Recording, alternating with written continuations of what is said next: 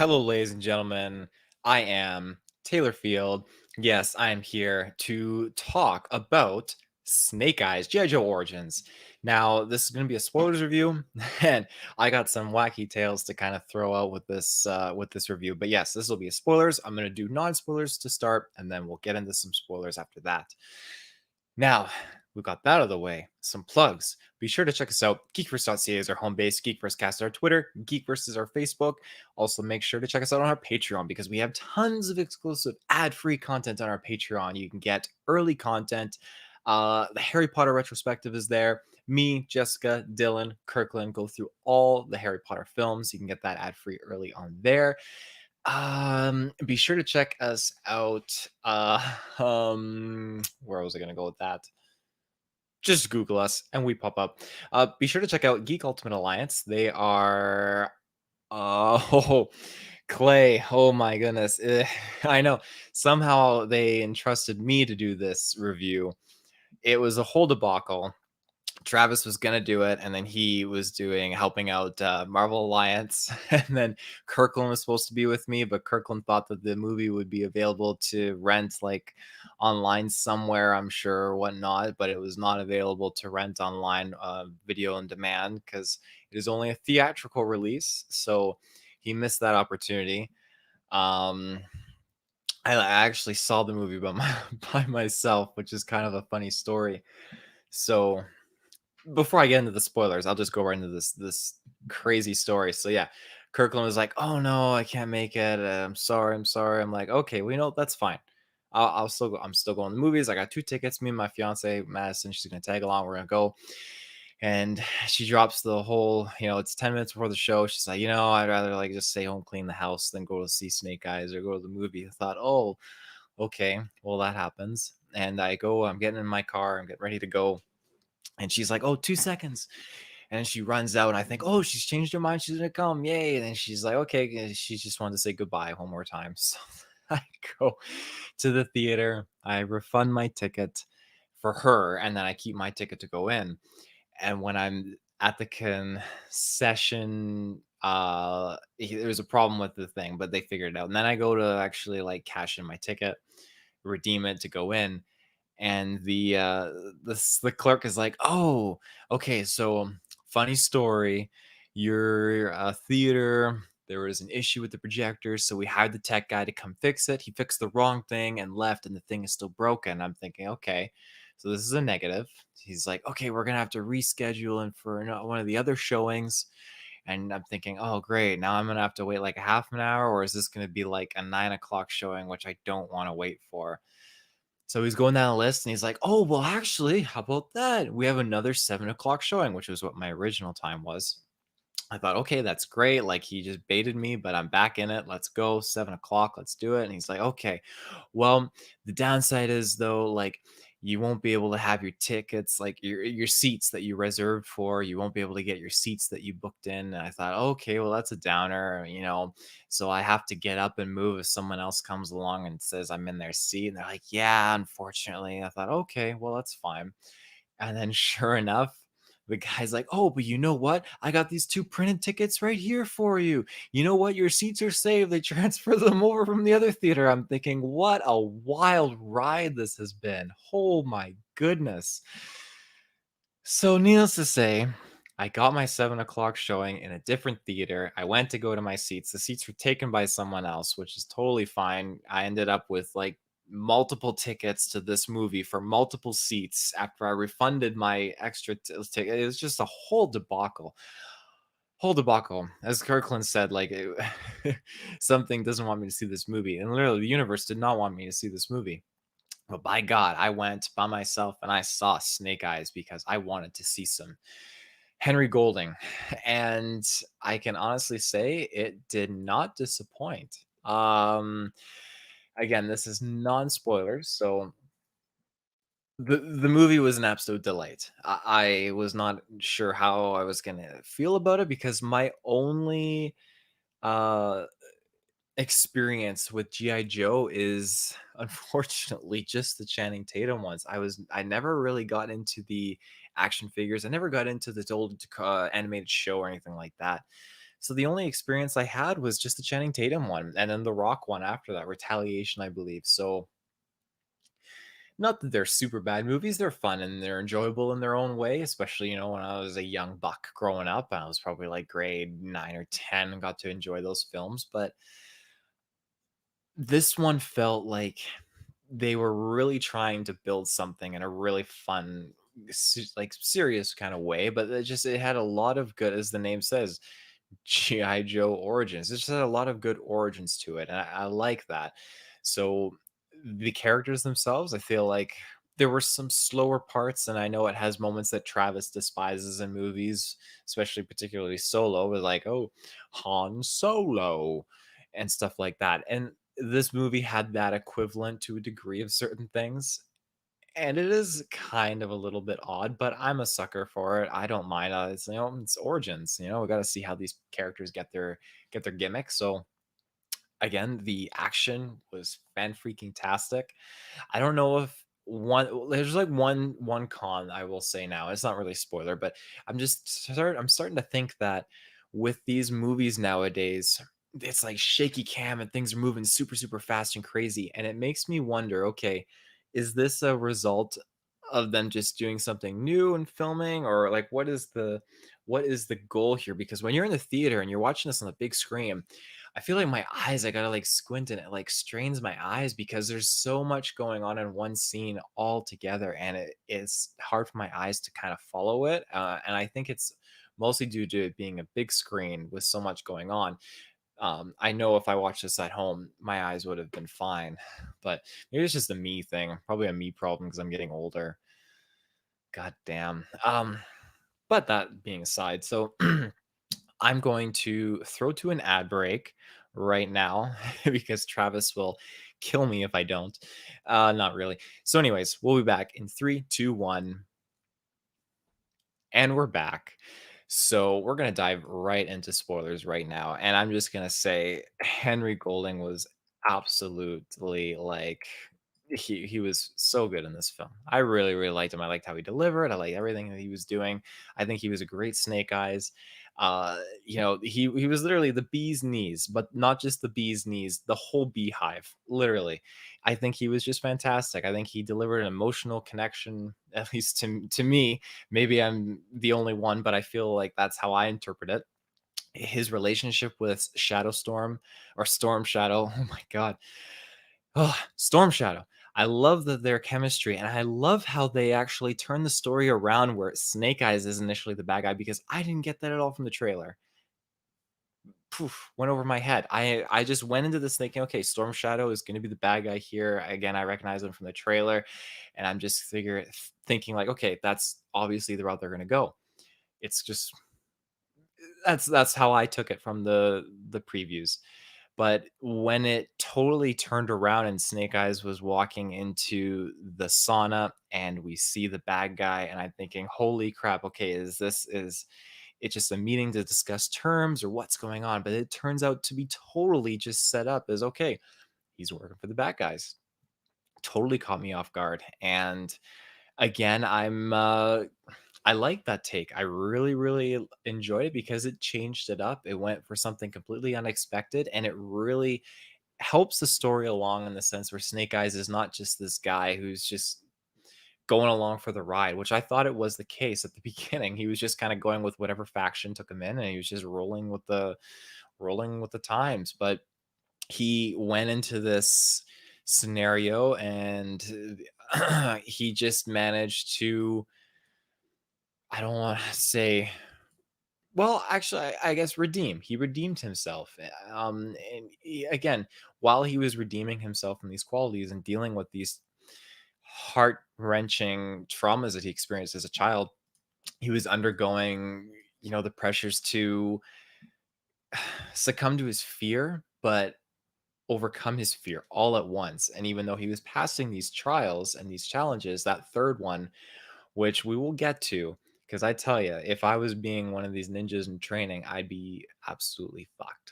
I'm just saying that it's the only F bomb I'm going to drop tonight, ladies and gentlemen, and I would be done because, again, I got nothing against snakes, but those sons of guns were huge. Holy shit. Times three. The holy snake hat trick. My cat just scared the shit out of me. Um, but yeah, I think the fight scenes and the choreography was awesome. I thought that there were so many things that were so clever, especially the detail that was in the challenges. I thought that was really really awesome. But the overall, the story and the progression, it started off probably a little quickly at the very beginning, and then it started to slow down a little too much. But I understand that with the challenges, they were really trying to flush out the development and the character progression of Snake Eyes, because again, he's a bad guy in this. He's got a lot he's got to go through. So totally understandable. But I do think that I think that everything that he did to overcome his character, I think was great. Again, Henry Golding, I think he was awesome delivering the emotional side of it. I personally loved Henry Golding when he was dealing with the guy that killed his father, and he was just in that shack. The absolute brutality and of it, and the mental just toll of just seeing him kind of like break a little bit. I thought it was really really well executed, and his revelation into understanding, okay, there's Cobra and there's the Joes, there's so much more going on here that I realized. And I love that he had this realization, and I'm glad that he chose the right side, realizing like, hey, I didn't sign on for this, as he likes to say in the movie. I'm not going to be a terrorist or anything along those lines. And every time he was doing something that I feel like he regret, I just hated seeing him do it, but like in a good way. It wasn't anything bad. It was just seeing his character go about these sinister things was just like, oh god, I'm listening. Like, it's brutal, it's tricky. um I love seeing him go through training with these other masters. I believe I got their names here. Peter Mensa as the blind master, which I absolutely loved. He had some cool moments in this movie. It was super cool.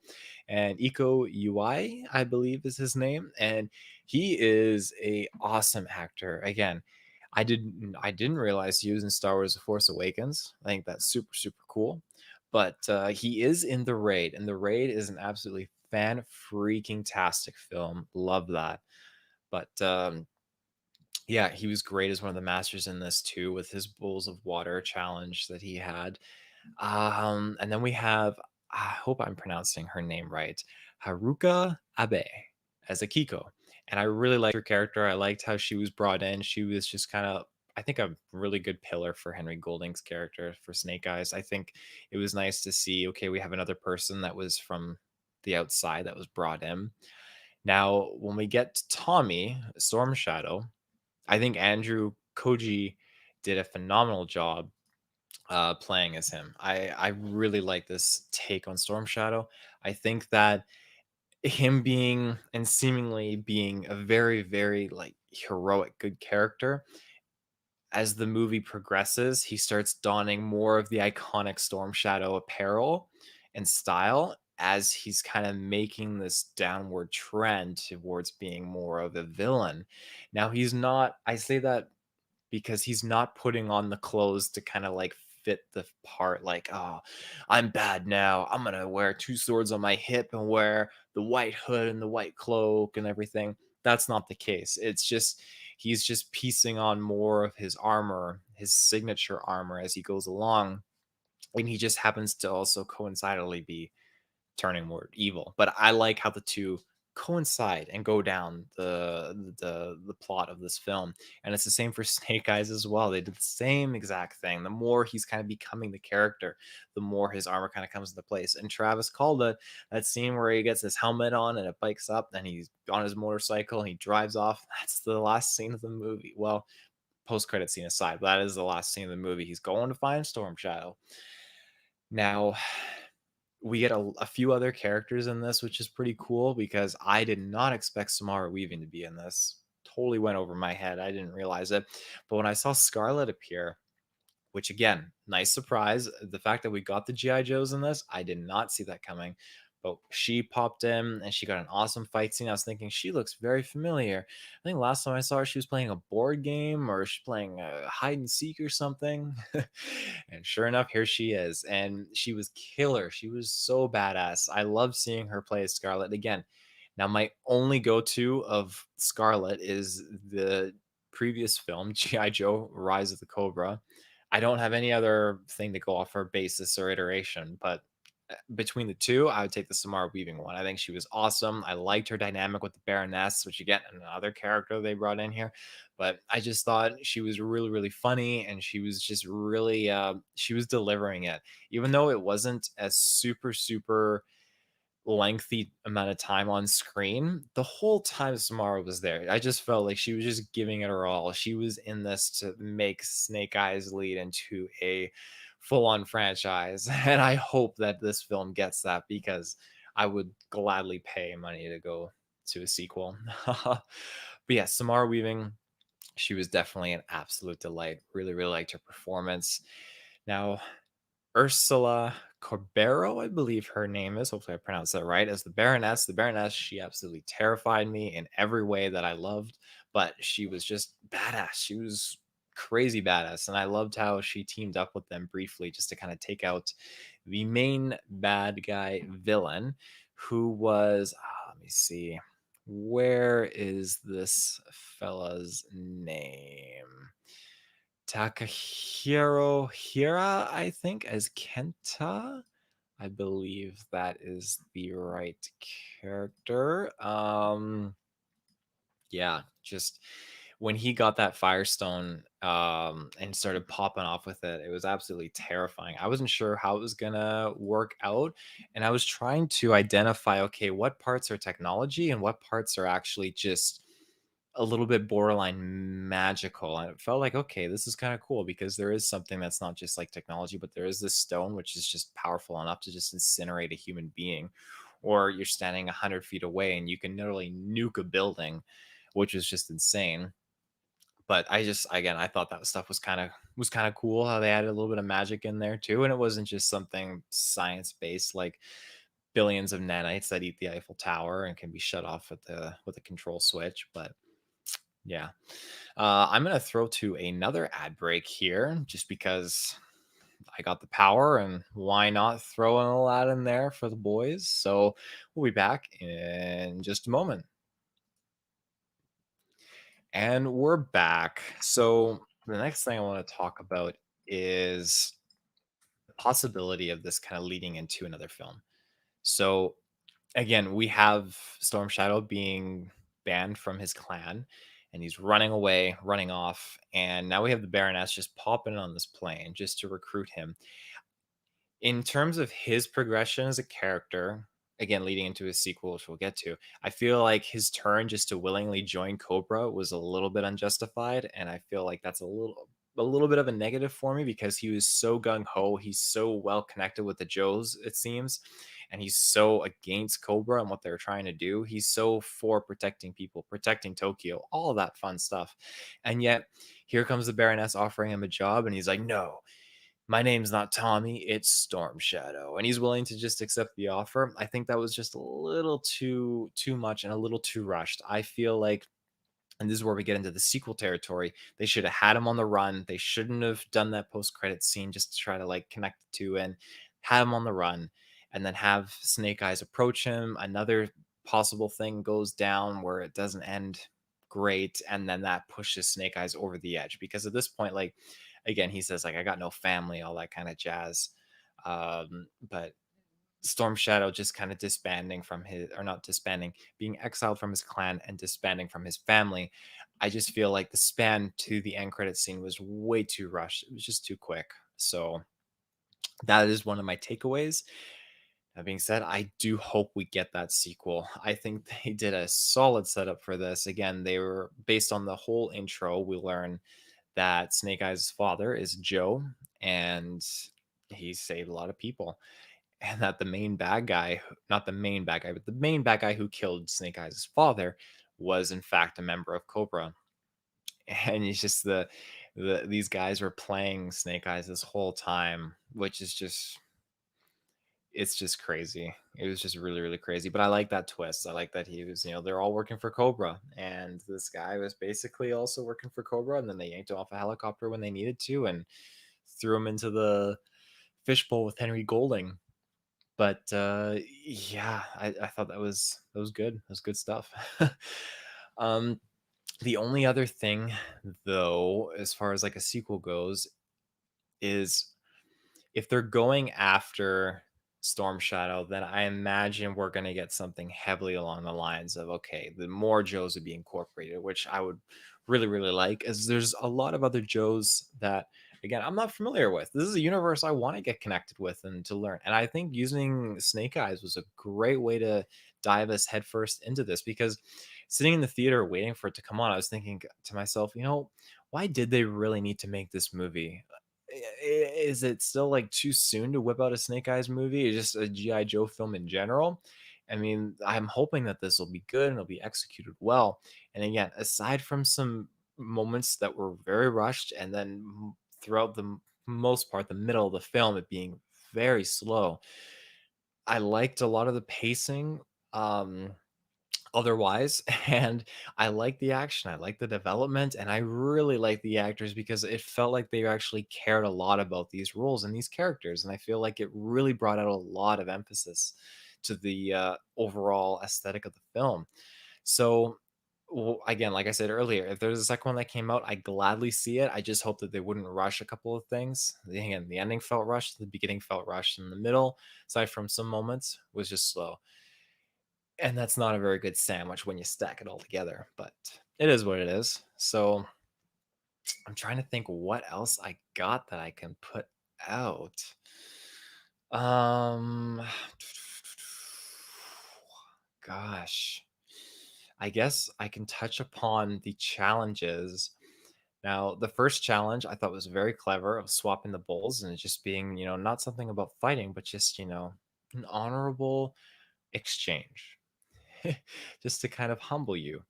And then the second challenge, following the lights and then getting a vision of something that is holding you down in your heart, something very heavy.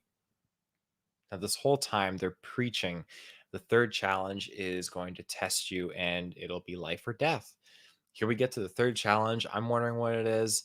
The Snake Eyes steps on the tile in the middle of this hole, and it leads to three giant anacondas. Now, I like the idea and the concept of it being, hey, if you're pure of heart and you've emptied your mind, you got nothing to worry about. Now, that being said, the first scene when he's down there, I probably shit myself, because they deke you out when he's trying to like close his eyes and hone in and empty his mind and be pure of heart. And the one anaconda like lunges forward at him and he dodges, or no, he doesn't dodge. Akiko comes in and kicks the snake away. Oh my God, that was terrifying. I literally swear I almost jumped out of my seat.